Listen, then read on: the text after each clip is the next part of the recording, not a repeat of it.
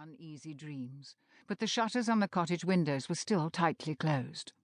Will had arrived late, the faded September twilight long gone, but the moon had been bright enough to find the secreted house key among the geraniums. He woke now in panic in the darkness, strangely disorientated, though a tiny shaft of light was trying to force its way in. Without his noticing, morning had come. He leapt from the bed in a rush and worried at the window catches. The wood had swollen in the rainy weather, and the shutters stuck for a moment before his fingers understood them. Then, instantly, he was bathed in intense light. It was a perfect early autumn morning, the low-lying mist already pierced with sunshine. The myrrh scent of roses came in with the light and the moist air, blending with a distinct note of French lavender from a hedge somewhere below. Such bittersweet memories stole in with the smell, but at least they restored some sense of calm and drove the haunting faces that had crowded his dreams from his mind.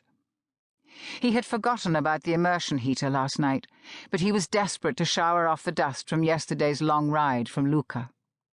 He found the cool water refreshing, sorry only to lose the heat that might have eased the stiffness in his body.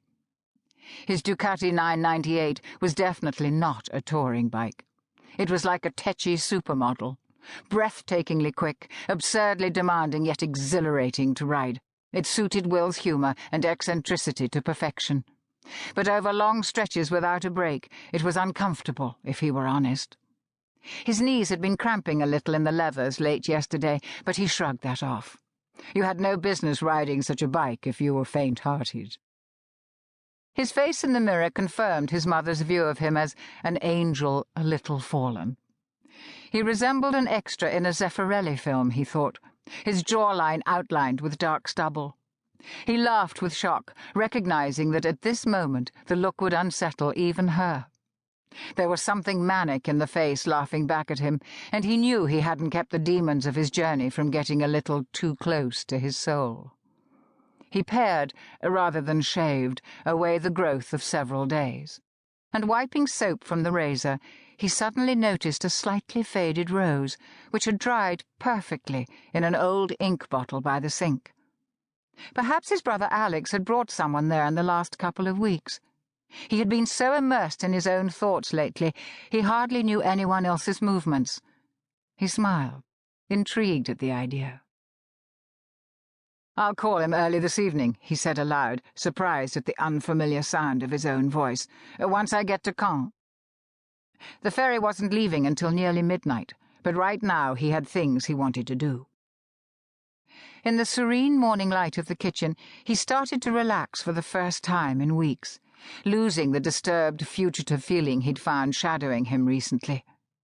The smell of apples in the orchard spilled through the open door, bringing the comfort of the 31 autumns he'd enjoyed before this one. He'd run from everything and everyone, but it felt good that he was coming home. He rinsed the blood-red wine stain from the glass left from last night, and threw what was left of the French loaf into the oven to encourage it for a few minutes. He decided to check the bike, as he barely remembered how he'd parked it.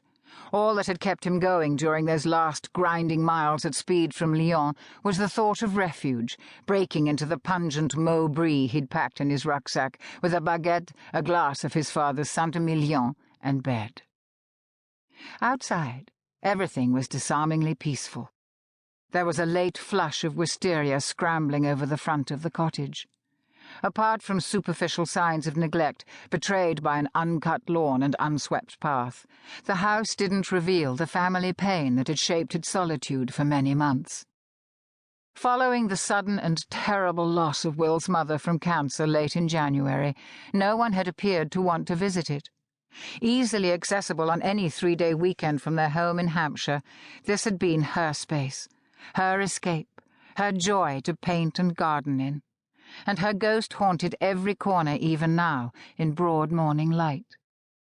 His father was grieving quietly and saying little, working as hard as ever to avoid thinking too much, and Alex seemed somehow to cope with all events without letting others in on the depth of his feelings. But Will was proudly his mother's son, emotional in his response to life and passionate in his relationship.